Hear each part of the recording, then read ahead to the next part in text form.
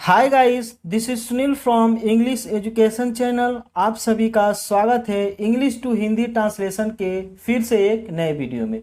Guys, आज की story का टाइटल नेम है इम्पोर्टेंस ऑफ टाइम, समय का महत्व। आज हम इस कहानी के एक एक वर्ड को इंग्लिश से हिंदी में ट्रांसलेट करेंगे, वो भी ग्रामर के साथ। गाइस, यदि आप चैनल पर नए हैं तो वीडियो को लाइक और चैनल को सब्सक्राइब जरूर कर लीजिएगा। तो चलिए इसी के साथ कहानी को शुरू करते हैं।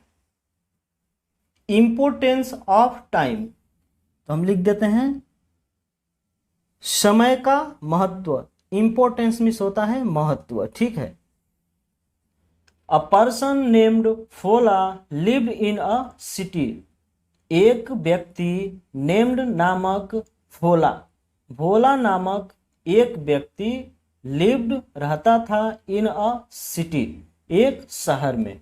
तो मैं लिख देता हूं अ मीन्स एक, पर्सन मीन्स होता है व्यक्ति, नेम्ड नामक, भोला, भोला एक नाम है जिसे हम नाउन कहते हैं, प्रॉपर नाउन, ठीक है। लिव्ड रहता था इन अ सिटी, एक, मीन्स होता है एक, सिटी मीन्स शहर, इन मीन्स में, यह एक प्रीपोजिशन है, ठीक है। तो एक भोला नामक व्यक्ति एक शहर में रहता था। यह सेंटेंस पास्ट इंडेफिनिट टेंस का अफर्मेटिव सेंटेंस है। यहां से यहां तक ये सब्जेक्ट है, उसके बाद तुरंत मुख्य क्रिया की सेकेंड फॉर्म का यूज किया गया है, उसके बाद ऑब्जेक्टिव पार्ट, ठीक है। लेकिन हमने सेंटेंस में क्या बोला है? रहता था। सेंटेंस के एंड में था आया है, लेकिन जब हम टेंस में पढ़ते हैं तो लिया, दिया, गया, सोया, जागा, उठा, बैठा, इस तरह से सेंटेंस बोलते हैं। लेकिन आपको कंफ्यूज नहीं होना है, इस तरह से सेंटेंसेस बोले जाते हैं पास्ट इंडेफिनिट टेंस का। जब हम स्टोरी पढ़ते हैं या फिर किसी को पढ़ाते हैं, सुनाते हैं, तो इस तरह से सेंटेंसेस बोले जाते हैं। He used to work in the office of a company. He, वह, यह एक थर्ड पर्सन का सिंगुलर प्रोनाउन है, ठीक है। ही मीन्स होता है वह, यूज्ड टू वर्क काम करता था या काम किया करता था, इन the office of a company एक कंपनी के ऑफिस में। अब ध्यान दें तो यूज टू का यूज किया गया है इस सेंटेंस में। यूज टू का यूज कब किया जाता है? व्यक्ति की आदत को बताने के लिए, यानी पास्ट में जब किसी व्यक्ति की आदत को बताते हैं तो हम यूज टू का यूज करते हैं। जैसे वह फुटबॉल खेला करता था, he use to play football, वह मार्केट जाया करता था, he use to go to market. इस तरह से सेंटेंसेस बनाए जाते हैं, ठीक है। तो ही यूज टू वर्क, वह काम करता था या काम किया करता था, दोनों तरीके से लिख सकते हैं। तो मैं लिख देता हूं वह काम करता था, ठीक है। यहां से यहां तक यूज टू वर्क, वह काम करता था इन the office of a company, एक, मिस एक, कंपनी, ऑफिस के कार्यालय, ऑफिस में कार्यालय होता है, में, इन मिस में, ठीक है। तो वह एक कंपनी के कार्यालय में काम करता था, ठीक है। इस टू का फॉर्मेशन समझ में आ गया आप लोगों को? तो आगे बढ़ते हैं। He use to reach his home late every day. इस सेंटेंस में भी यूज टू का यूज किया गया है क्योंकि उसकी आदत को बताई जा रही है, ठीक है। आदत को बताने के लिए मैंने बताया है आपको कि यूज टू का यूज किया जाता है, तो यहां पर भी उसकी आदत को बताई जा रही है। ही यूज टू रीच, वह यूज टू रीच पहुंचता था, पहुंचता था, वह पहुंचता था हिज होम, हिज मीन्स अपने। अब देखिए यहां पे मैंने अपने लिखा, आमतौर पे हिज का मतलब होता है उसका, लेकिन आप ध्यान दें तो यहाँ पे सब्जेक्टिव पार्ट में ही आया है और ऑब्जेक्टिव पार्ट में हीज। जब सब्जेक्टिव पार्ट में ही और ऑब्जेक्टिव पार्ट में हीज, तो हीज का मीनिंग निकलता है अपने। होम मीन्स घर, अपने घर। लेट देर से एवरी डे, प्रत्येक दिन या रोज। तो मैं लिख देता हूं प्रत्येक दिन। तो वह अपने घर प्रत्येक दिन देर से पहुंचता था या पहुंचा करता था। दोनों तरीके से बोल सकते हैं, कोई दिक्कत नहीं है, ठीक है। दोनों तरीके से बोला जाता है ऐसे सेंटेंस को, ठीक है। One day his 6 years old daughter was waiting for him instead of sleeping. One day, एक दिन, हिज, उसका 6 years old daughter, 6 साल की बेटी, was waiting, प्रतीक्षा या इंतजार कर रही थी, for him, उसके लिए, इंस्टीड ऑफ स्लीपिंग, सोने के बजाय, ठीक है। तो मैं लिख देता हूं एक दिन, वन डे मिस होता है, एक दिन, हिज, उसका,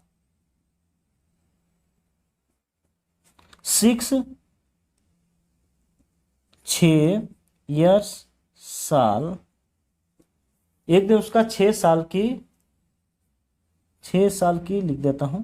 ईयर मीन्स साल होता है, ठीक ना। डॉटर मीन्स बेटी। एक दिन उसका 6 साल की बेटी was वेटिंग, इंतजार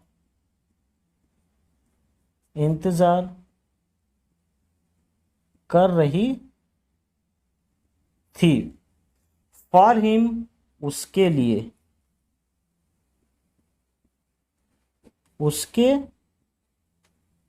उसके लिए, instead of sleeping, instead of means होता है के बजाय, स्लीपिंग मीन्स सोने के, ठीक ना। स्लीपिंग या ऑब्जेक्टिव पार्ट में आया है, अपने आप में एक वर्ब है, ठीक है। इसको हम जेरेंड बना के यहाँ पे यूज कर रहे हैं, यानी नाउन बना के। जब भी कोई वर्ब ऑब्जेक्टिव पार्ट में आती है तो या तो उसे हम इन्फिनेटिव बना देते हैं या फिर जेरेंड। इन्फिनेटिव बनाते हैं, उससे पहले टू लगा देते हैं और उसके बाद वर्ब। और जेरेंड का मतलब ये होता है कि वर्ब में हम आईएनजी जोड़ देते हैं, ठीक है। उसका 6 साल की बेटी सोने के बजाय उसके लिए इंतजार कर रही थी। अब ध्यान दें तो इस सेंटेंस में रही थी या फिर रहे थे ऐसे सेंस निकल रहा है। यानी कुल कहने का मतलब यह है कि यह सेंटेंस पास्ट कंटिन्यूअस टेंस का सेंटेंस है। पास्ट कंटिन्यूअस टेंस का स्ट्रक्चर क्या होता है? सब्जेक्ट, उसके बाद वाज या वेयर सब्जेक्ट के अकॉर्डिंग, और उसके बाद मुख्य क्रिया उसमें आईएनजी लगा देते हैं, ठीक है। उसके बाद ऑब्जेक्टिव पार्ट, यही स्ट्रक्चर होता है। ध्यान दें तो यहाँ से देखिए, यहाँ से यहाँ तक ये पूरा सब्जेक्ट है, उसके बाद ये हमारा हेल्पिंग वर्ब है, उसके बाद यह मेन वर्ब जिसमें आईएनजी जोड़ दिया गया है, उसके बाद ये ऑब्जेक्टिव पार्ट, ठीक है। यहाँ तक क्लियर हो गया। मैं एक एक चीज ग्रामर में बताते जा रहा हूँ, आपको बस समझना है। आप ध्यान से देखिए और समझिए। As soon as he entered the house, as soon as means होता है पूरे का मतलब जैसे ही,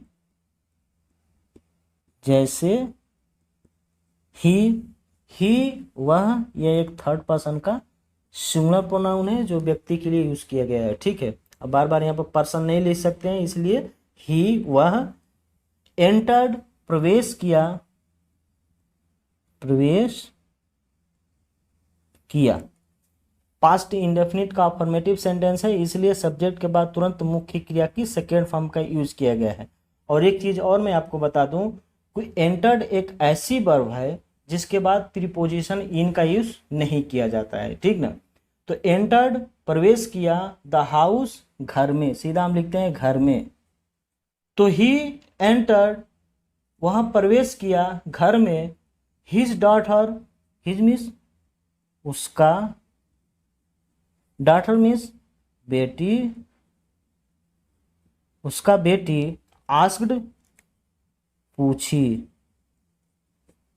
उसका बेटी पूछी, पापा can I ask you a question, पापा, पापा को पापा लिख देते हैं, can I ask you a question, क्या, आई मीन्स मैं, आस्क पूछ, अब यहाँ पे कैन लगा है तो पूछ सकती हूँ ऐसे बोल सकते हैं, ठीक ना, तो मैं पूछ सकती हूँ लिख देता हूँ, पूछ सकती हूँ, यू आपसे, अ मीन्स एक, क्वेश्चन मीन्स प्रश्न, ठीक है। उसने बोला, लड़की ने बोली, पापा क्या मैं आपसे एक प्रश्न पूछ सकती हूँ, तो उसकी बेटी ने कहा, पापा can I ask you a question, क्या मैं आपसे एक प्रश्न पूछ सकती हूँ, ठीक है। यह सेंटेंस ऐसा सेंटेंस होता है जब हेल्पिंग वर्ब से कोई सेंटेंस शुरू होता है, वो इंट्रोगेटिव होता है, तो उसका आंसर यस या नो में दिया जाता है, ठीक है। इसलिए देखिए यहाँ पे यस लिखा है, क्या बोलता है, यस यस, हाँ हाँ, आस्क पूछो, हाँ हाँ, हाँ हाँ, आस्क पूछो, व्हाट टू आस्क, क्या पूछना है, क्या पूछना है, हाँ हाँ पूछो, क्या पूछना है। फादर सेड, पिता ने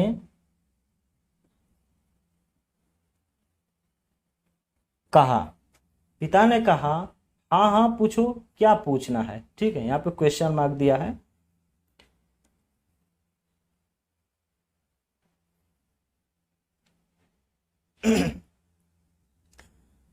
अब देखिए उसकी लड़की ने क्या बोलती है, द डॉटर सेड, बेटी ने कहा, बेटी, डॉटर मिस होता है बेटी, बेटी ने, सेड मिस कहा, पापा how much do you earn in a day, पापा how much, how much miss होता है कितना, पापा कितना, डू यू अर्न, आप कमा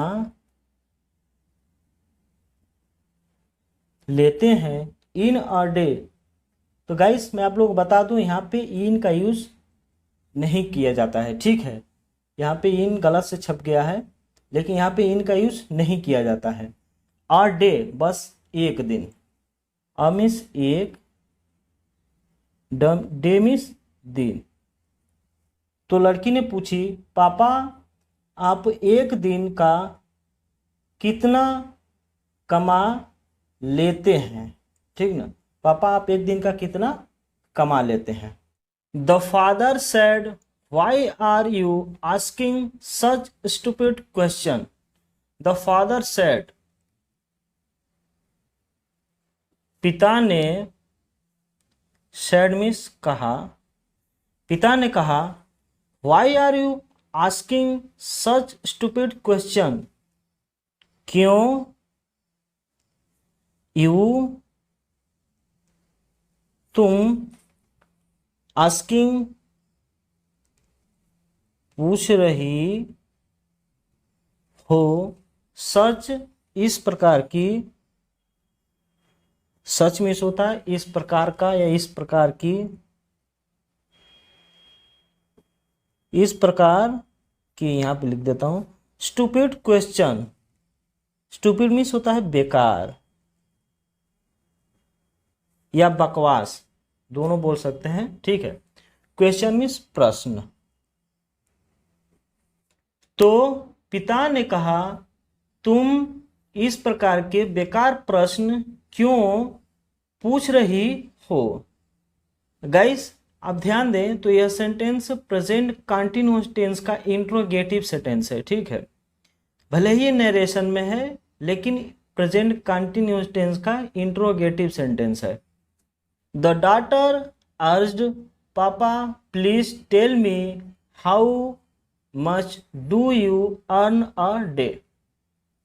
डॉटर यानी बेटी, अर्ज्ड आग्रह किया, आग्रह की लिख देता हूं, आग्रह की पापा प्लीज कृपया, पापा कृपया टेल मी मुझे बताओ या बताइए, ठीक है, कृपया मुझे बताइए या बताओ। हाउ मच, हाउ मच मैंने आप लोगों को बताया है कि हाउ मच मीन्स होता है कितना, कितना डू यू अर्न आप कमाते हैं या कमा लेते हैं, या तो लिख सकते हैं आप कमाते हैं अ डे, एक दिन का। तो बेटी ने आग्रह की पापा कृपया मुझे बताओ आप एक दिन का कितना कमा लेते हो।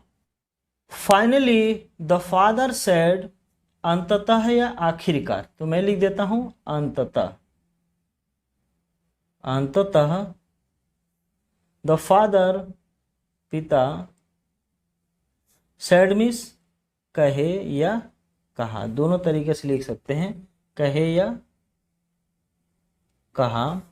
I earn 800 rupees a day, मैं अर्न कमाता हूँ, प्रेजेंट इंडेफिनिट टेंस में है, ठीक ना, ता है, ती है, ते है, सेंटेंस के एंड में निकलता है, ठीक है।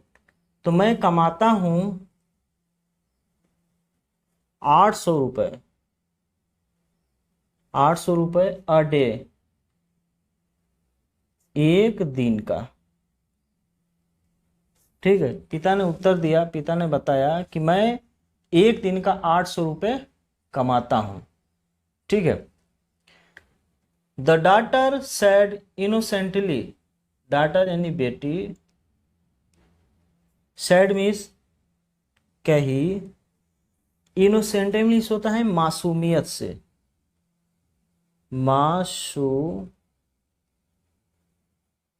मासूमियत से, बेटी ने मासूमियत से बोली पापा आई वांट 50 रुपीज, पापा आई वांट, मुझे, आई मिस मैं भी होता है और आई मिस मुझे भी होता है, वांट चाहिए, पापा मुझे चाहिए 50 रुपीज, 50 रुपये। बेटी ने मासूमियत से बोली पापा मुझे 50 रुपये चाहिए, ठीक है।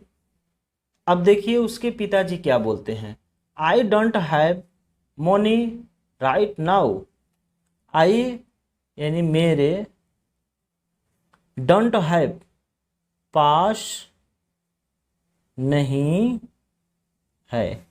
प्रेजेंट में जब किसी के पास कुछ होने को बताया जाता है तो हैव का यूज किया जाता है, ठीक है। I have a book, I have a pen, इस तरह से सेंटेंसेस बोले जाते हैं, ठीक है। यानी कुल मिलाकर हम कह सकते हैं कि यह प्रेजेंट के कैटेगरी नंबर 2 का सिंपल सेंटेंस है। कैटेगरी नंबर 1 में इज एम आर का यूज करते हैं और कैटेगरी नंबर 2 में हैज़ या हैव का यूज किया जाता है, लेकिन ऐसे सेंटेंसेस में एक्शन वर्ब नहीं होते हैं, ठीक है। इसीलिए ऐसे सेंटेंस सिंपल सेंटेंस कहलाते हैं। तो आई डोंट हैव, मेरे पास पैसे नहीं हैं, ये डू नॉट हैव भी बोल सकते हैं और डोंट हैव भी बोल सकते हैं, क्योंकि ये कॉन्ट्रैक्शन फॉर्म में लिखा गया है। ऐसे इंग्लिश स्पीकिंग जब करते हैं तो इस तरह से ज़्यादा बोला जाता है, ठीक है। आई डोंट हैव, मेरे पास नहीं है, मनी पैसे, मेरे पास पैसे नहीं हैं, राइट नाउ अभी, राइट नाउ मीन्स अभी, अभी मेरे पास पैसे नहीं है, इस तरह से उसके पिताजी ने बोले।